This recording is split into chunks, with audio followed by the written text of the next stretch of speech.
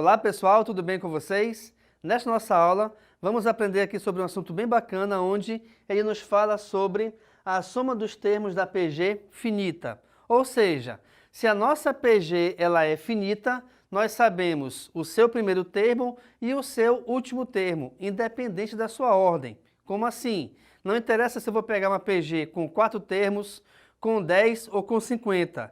De qualquer forma, a gente vai conseguir determinar a soma entre todos esses elementos. Vejamos aqui inicialmente essa PG com 4 termos apenas. Eu tenho os termos 4, 12, 36 e 108. É fácil percebermos o seguinte, que de 4 aumentou para 12, de 12 aumentou para 36 e de 36 aumentou para 108. Mas, de quanto foi esse aumento para cada elemento seguinte? Se eu pulo de 4 para 12 e, por se tratar de uma PG, eu devo pensar numa multiplicação. Ou seja, 4 multiplicado por quem eu vou chegar a 12? Bem, 4 vezes 3 é 12. Se eu multiplicar o 12 por 3, eu vou chegar em 36. Se eu multiplicar o 36 por 3, eu vou chegar em 108. Então, essa PG, ela possui uma razão igual a 3. Mas, se eu quero determinar a soma entre esses elementos, o que eu vou fazer? Ora, eu vou resolver a adição entre todos eles. Logo, então, a gente vai ter 4 mais 12 mais 36 mais 108. Nesse caso, o valor da adição entre esses 4 elementos é igual a 160. Perfeito. Mas isso fica fácil de perceber para uma PG com poucos elementos. Mas e se de repente eu quiser determinar a soma de 50 termos de uma PG, ou a soma de 30 termos? É necessário você resolver a adição entre cada um deles individualmente? Não.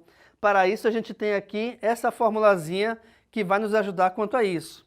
Onde nós temos o seguinte, que Sn, que é a soma dos n termos, é igual a A1, que equivale ao primeiro termo, multiplicado por Q elevado a n, onde, nesse exemplo, o valor do Q é justamente a nossa razão e o valor do n é a quantidade de termos.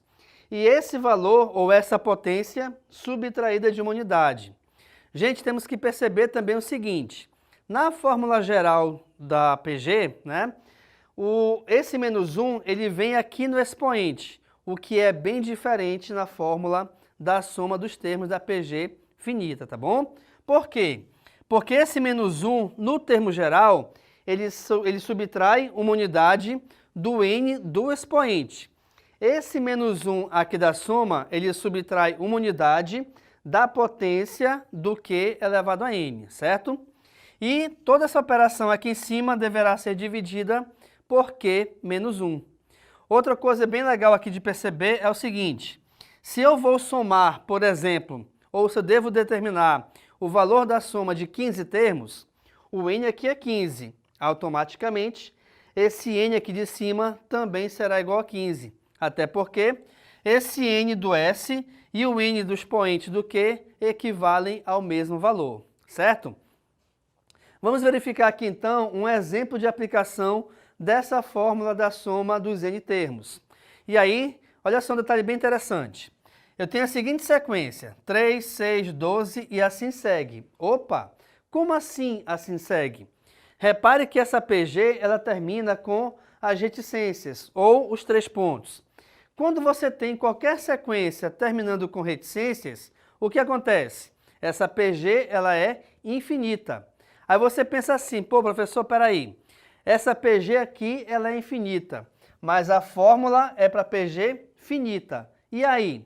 E aí o seguinte, que por mais que eu esteja envolvendo uma PG infinita nesse exemplo, mas dessa PG infinita eu estou determinando o intervalo.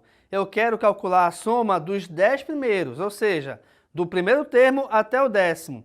Por mais que eu tenha outros elementos após o 10º, por enquanto eles não nos interessam aqui para esse exercício, tá bom? Então vejamos. Calcule a soma dos 10 primeiros termos da PG. Se eu quero 10, eu estou determinando a quantidade, eu vou utilizar a fórmula da soma dos termos da PG finita, que é justamente essa que eu lhes apresentei agora há pouco. Então, olha lá.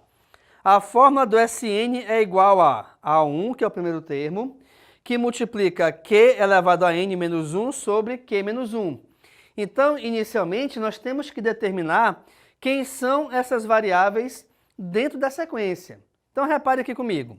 O A1, que equivale ao primeiro termo, logicamente, é o primeiro valor que nos aparece aqui na sequência. Por esse fato, então, o A1 vale 3. Aqui tem 3. Quem é a razão? A razão é o valor numérico onde os valores vão aumentando ou diminuindo de valor. Aqui nesse caso, então, reparem que eu pulo de 3 para 6, 6 para 12 e assim sucessivamente. Então, os valores vão aumentando, eu tenho que pensar numa multiplicação. 3 multiplicado por quem é igual a 6? Bem, 3 vezes 2 é 6. 6 vezes 2 é 12. Então, o próximo aqui seria 12 vezes 2, que é igual a 24. E o próximo, 48. O próximo, 96. E assim você vai resolvendo sempre a multiplicação de um termo anterior por 2 para achar o próximo. Como nós temos aqui a reticências, pessoal, isso significa que a razão ela será igual a desses 3 termos para todos os posteriores, tá bom? Então, quanto a isso, não há problema. Sendo assim, então, a nossa razão Q vale 2. Por que aqui o 12 está elevado à décima potência? Porque o n é igual a 10. Como que eu sei que o n é igual a 10? Justamente porque a questão nos pede a soma dos 10 primeiros termos. Então, nós estamos definindo essa quantidade de termos como sendo 10. Então, justamente o n vale 10. E aí, dessa potência, depois, eu vou subtrair uma unidade. Tudo isso dividido por 2 menos 1. Vamos lá. Aqui em cima eu tenho essa multiplicação, certo? Um dos fatores é o 3. O outro fator é esse parênteses, onde dentro dele aparece uma subtração. Então, é por ela que a gente vai iniciar. 1024 menos 1, opa, calma lá. Por que 1024? 1024 é o resultado de 2 elevado a 10. Mas por quê? Porque se eu tenho 2 elevado a 10, esse 2, que é a base, ela vai ser repetida 10 vezes. E aí você vai resolver a multiplicação entre todos esses fatores 2. E essa multiplicação entre os 10 fatores igual a 2 me dá justamente como resultado igual a 1024. 1024 menos 1, o resultado é 1023. E aí eu vou resolver a multiplicação de 1023 por 3, cujo resultado é 3069. Aqui embaixo, repare que o nosso denominador é igual a 1. Por que é igual a 1? Porque esse 1 vem da subtração de 2 menos 1, que é justamente a razão menos uma unidade. Perfeito? E quando você divide qualquer valor por 1, o resultado sempre será esse qualquer valor. Ou, a grosso modo aqui, se você divide um valor por 1, o resultado sempre é o valor que está em cima da fração, tá? Ou seja, é o nosso numerador. Então, a soma dos 10 termos é igual a 3069. Reparem que eu não determinei quem são os 10 termos. Eu nem sei quem são todos os 10 termos, mas eu sei que a soma entre eles é igual a 3069. Se você reparar bem, essa fórmula ela é bem interessante também no seguinte. Vamos supor que eu tenho uma comunidade, onde essa comunidade teve alguns casos de Covid. E aí, esses casos de Covid vão aumentando proporcionalmente, sempre na mesma razão, tá? E esses casos vão aumentando geometricamente. O que acontece então? Vamos supor que os casos contaram, a gente quer fazer a contagem, aliás, do total de casos em uma semana, que equivalem a 7 dias.